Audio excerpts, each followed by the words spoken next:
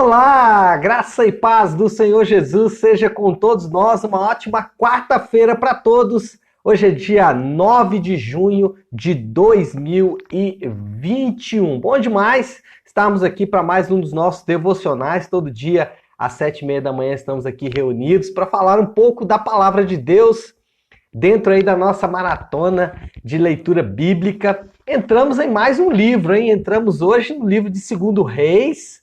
É maravilha porque aos poucos vamos lendo aí todos os livros da Bíblia e estudando toda a palavra de Deus, todo o conselho de Deus. Hoje, o tema do nosso devocional é uma expressão do rei Josafá. Ele perguntou para o rei Acabe: não existe aqui nenhum profeta?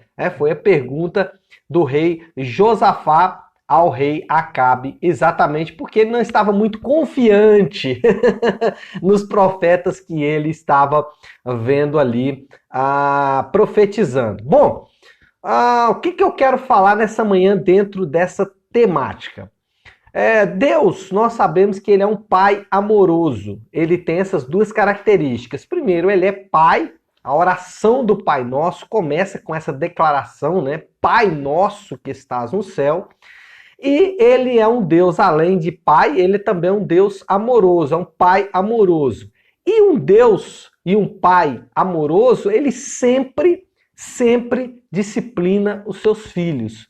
Um pai que é um pai relapso, que é um pai preguiçoso, indolente, ele deixa os seus filhos fazerem o que quer, né? Não há nada mais irritante, né, do que um filho que faz o que quer. Você já deve ter visto, presenciado situações em que você tem vontade de ir lá tomar as rédeas e disciplinar, às vezes, uma criança que está sem disciplina. Deus, ele não permite que os seus filhos fiquem sem disciplina. Disciplina do Senhor é parte do discipulado. Lembra que Jesus, ele nos chama para o discipulado, né? O chamado de Jesus ao discipulado, né? O célebre chamado, né? Cada um tome a sua cruz e siga-me, é o chamado para o discipulado. Dentro do escopo desse discipulado está a disciplina de Deus. A disciplina que nós sabemos que ela não é ou não deveria ser encarada como algo ruim, pelo contrário. A disciplina deve ser encarada como algo bom, que o Senhor continue nos disciplinando. Essa deve ser a nossa oração, para que não caiamos, né, nas garras do engano, para que não deixemos com que a mentira more no nosso coração. Alguém disse, e disse muito bem, que os sofrimentos eles são como trombetas de Deus chamando o seu povo de volta para ele. Alguém mencionou isso, e isso é de fato a disciplina de Deus. É quando os sofrimentos que nós enfrentamos, as dores, as angústias, as dificuldades, as tristezas, ou até mesmo os problemas físicos, as doenças, as enfermidades, elas são, de alguma forma, elas são maneiras de Deus de nos chamar de volta para Ele. É importante destacar aqui duas coisas. Primeiro, quando nós estamos falando de trombetas de Deus, elas podem vir, ela pode vir de várias maneiras.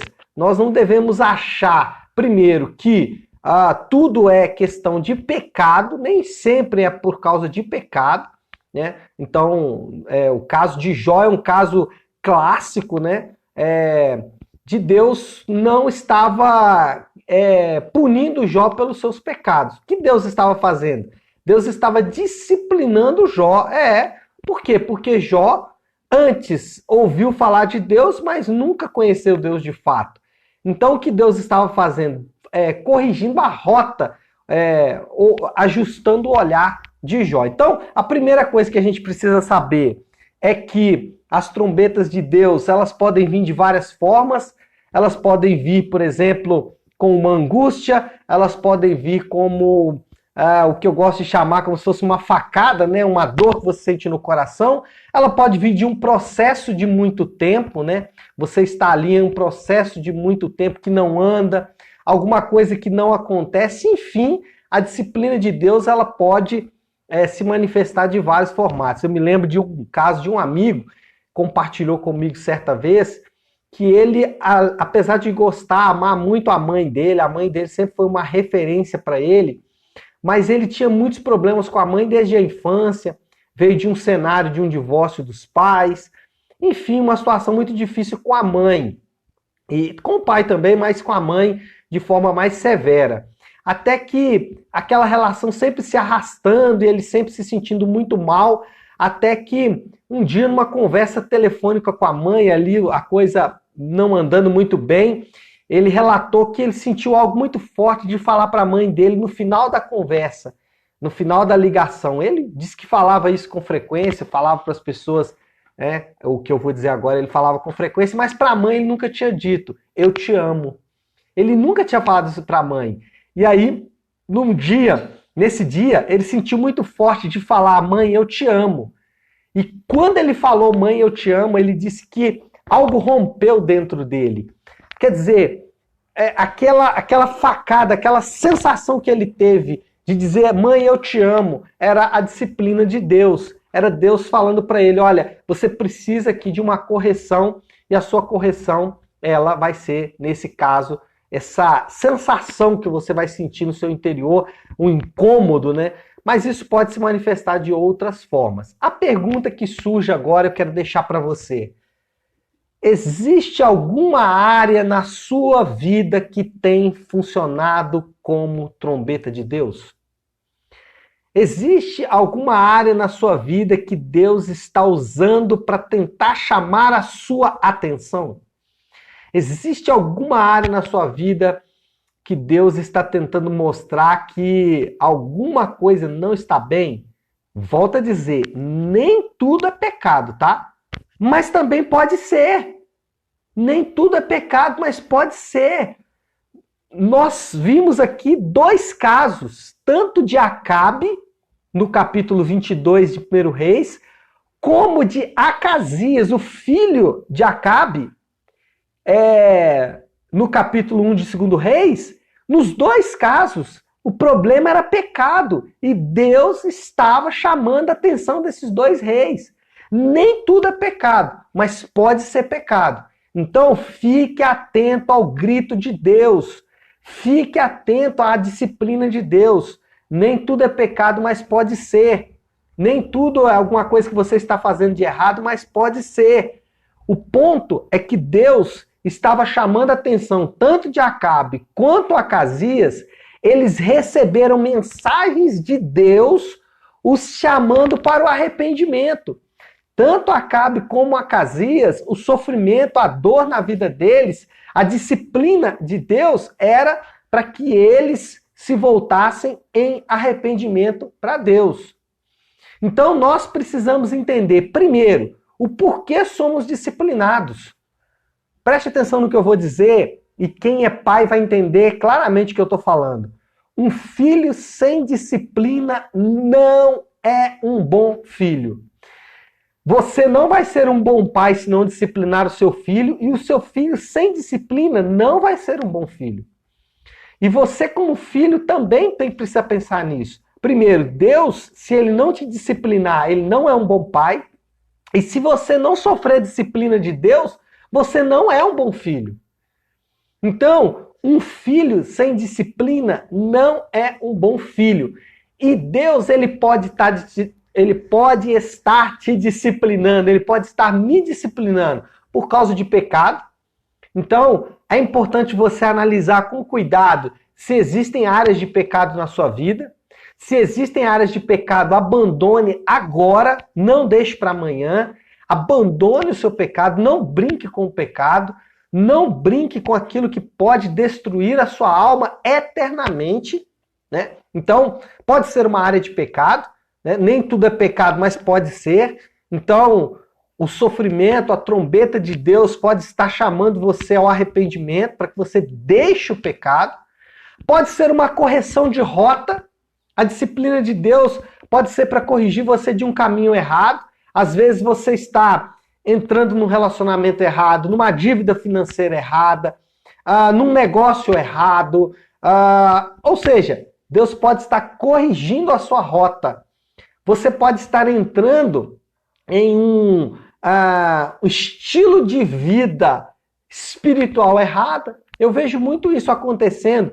Pessoas que querem abrir mão do ministério, pessoas que estão cansadas do ministério, querem largar o ministério. Eu vejo isso com muita frequência. Deus às vezes tem que disciplinar para uma correção de rota. Pessoas que querem fazer negócios, sociedades que não deveriam ser feitas. E Deus disciplina para corrigir a rota.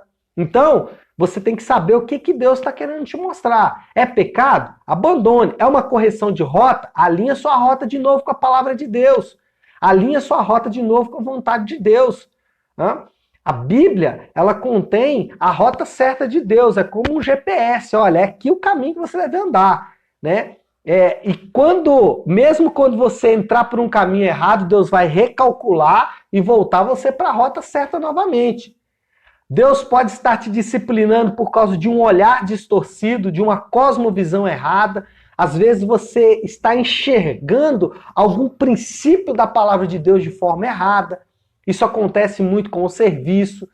Pessoas que às vezes me procuram dizendo: pastor, eu quero servir mais. Por que ele sentiu esse golpe de Deus? Porque ele está servindo de menos, porque ele está servindo pouco. Então, um filho sem disciplina não é um bom filho. Por isso que a disciplina funciona para essa correção de rota. Como eu disse, relembrando, pode ser um pecado, pode ser uma correção de rota, pode ser um olhar distorcido, pode ser outras coisas. Mas o ponto é, você precisa entender que um bom filho é um filho disciplinado. Um filho sem disciplina não é um bom filho. Segunda coisa que nós precisamos entender é que a disciplina é a maneira de Deus de nos proteger de nós mesmos. A disciplina é a maneira de Deus de nos proteger de nós mesmos. Eu não sei vocês, né? Mas sempre que eu corrigia o Davi, meu filho, eu não estava corrigindo o Davi para mim. Porque o Davi vai viver comigo, talvez, 1/5 da sua vida, 1/6 da sua vida, dependendo de quanto tempo ele vai viver. Ele vai viver na minha casa até os 20, 22, 23 anos no máximo, né? Nome de Jesus, né? Nome de Jesus. 22, 23 no máximo, pelo amor de Deus. Bora, meu filho, vai pra frente aí. Mas os nossos filhos vão viver com a gente um período curto de tempo. Nós disciplinamos eles para eles mesmos. Por que você disciplina o seu filho quando ele faz pirraça? Porque você não quer que ele seja um pirracento.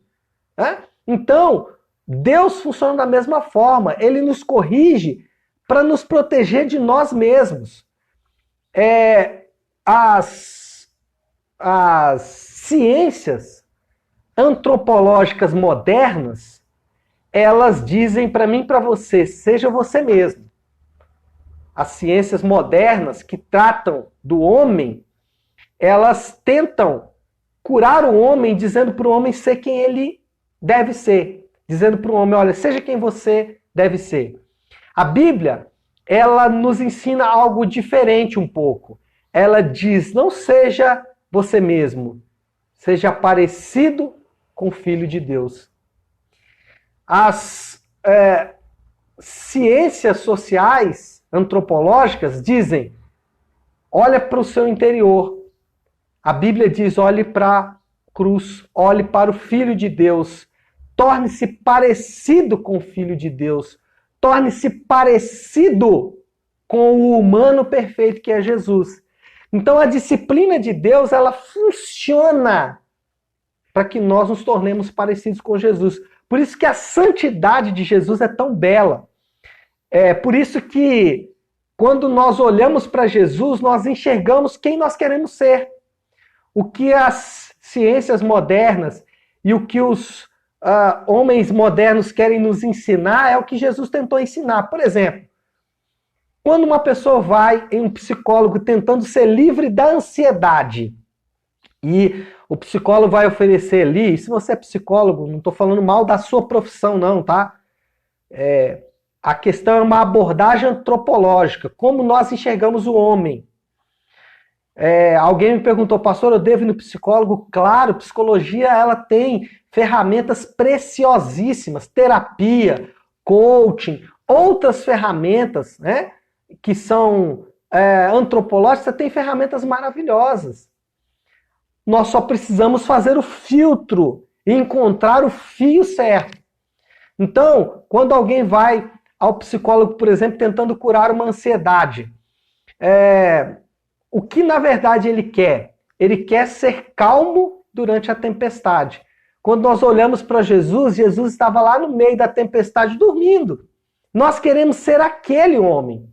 Então, a disciplina de Deus é para que nós não sejamos nós mesmos, mas para que nós sejamos parecidos com Jesus. Para que nós fiquemos parecidos com o Filho de Deus.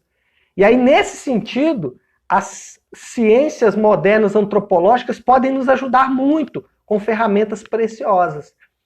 Mas nós precisamos entender que nós não podemos ser nós mesmos, que nós temos que nos tornar parecidos com o Filho de Deus. Por isso é que nós somos disciplinados.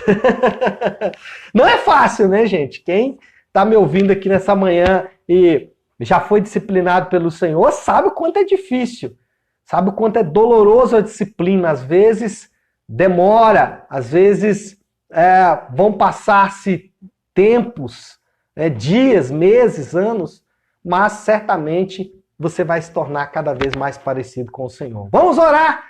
Vamos orar porque o tempo urge, não é isso? Vamos colocar tudo isso aí diante de Deus. Vamos pedir ao Senhor que nos ajude nessa caminhada tão maravilhosa do discipulado, né? Da caminhada da cruz. Não é isso? Vamos orar. Feche seus olhos, curve a sua cabeça. Nessa manhã, eu queria fazer a oração que o Senhor nos ensinou, a oração do Pai Nosso. Vamos orar juntos a oração que o Senhor nos ensinou. Pai nosso que estás nos céus, santificado seja o teu nome. Venha a nós o teu reino e seja feita a tua vontade, assim na terra como no céu. O pão nosso de cada dia dá-nos hoje, e perdoa, Senhor, as nossas dívidas, assim como nós temos perdoado aos nossos devedores. E não nos deixes cair em tentação, mas livra-nos do mal, pois teu é o poder, a glória para todos sempre. Amém, amém e amém. Amém, pessoal? Então é isso. Ficamos por aqui. Que Deus abençoe a nossa quarta-feira. Amanhã estaremos de volta aqui às 7h30 da manhã. Deus abençoe a todos. Fiquem com Deus.